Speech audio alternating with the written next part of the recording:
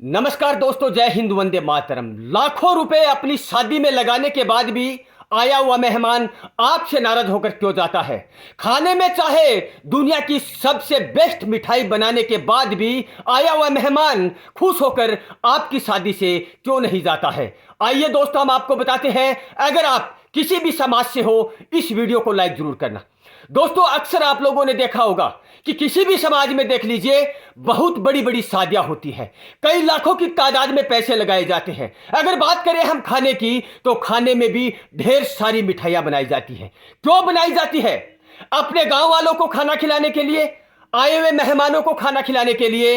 हमेशा शादियों में एक शानदार भोजन हमेशा की तरह परोसा जाता है।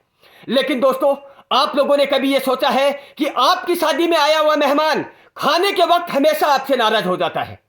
आपकी शादी में जिसको भी आप बुलाते हैं, वो हंसते हंसते आता है, लेकिन जब आपके घर से वो लौट कर जाता है तो उसका दिल टूट जाता है। दोस्तों, आप हमेशा शादियों में देखते हैं कि खड़ा खाना मिलता है। खड़ा खाना हर शादी में फैशन बन चुका है। लेकिन लोग इसलिए भी डरते हैं कि जब हम बैठकर खाना खिलाएंगे तो उनको खाना कौन खिलाएगा। युवा पीढ़ी का शादियों में अहम रोल होता है।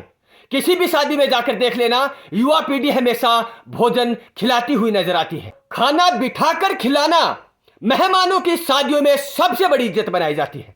बैठकर खाना खिलाने से अपने शानदार रिश्तेदार, अपने शानदार दोस्तों की अच्छी तरह से खाना खिलाकर उसे एक शानदार तरीके से विदाई दी जा सकती है। लेकिन आप लोग ऐसा नहीं कर सकते, क्योंकि आपके पास जगह कम होती है, उनका बहाना बना लेते हैं। आपके पास ज्यादा मेहमान होते हैं तो बहाना बना लेते हैं, लेकिन आप बैठकर खाना नहीं खिला सकते। लेकिन ऐसी मिसाल मिली है हमारे गांव घांगू में।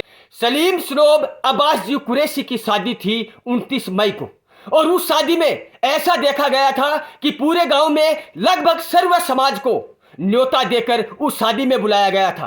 आसपास के कई गांवों से बहुत सारे मेहमान आए। कहने का मतलब यही है कि सर्व समाज को मिलाकर वहां पर हजारों की संख्या में लोग मौजूद थे।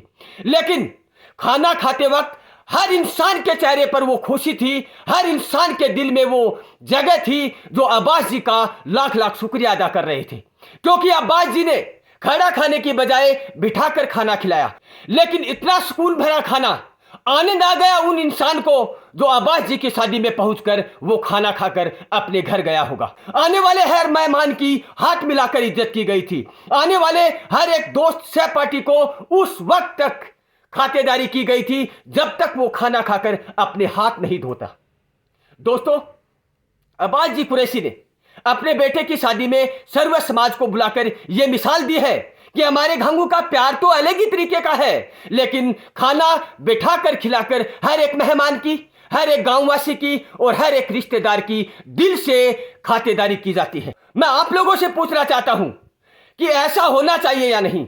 बाकी गांव में देख लीजिए, अपने गांव में, मोहल्ले में, परिवार में, कहीं भी देख लीजिए, हमेशा फैशन समझकर खड़ा खाना खिलाया जाता है।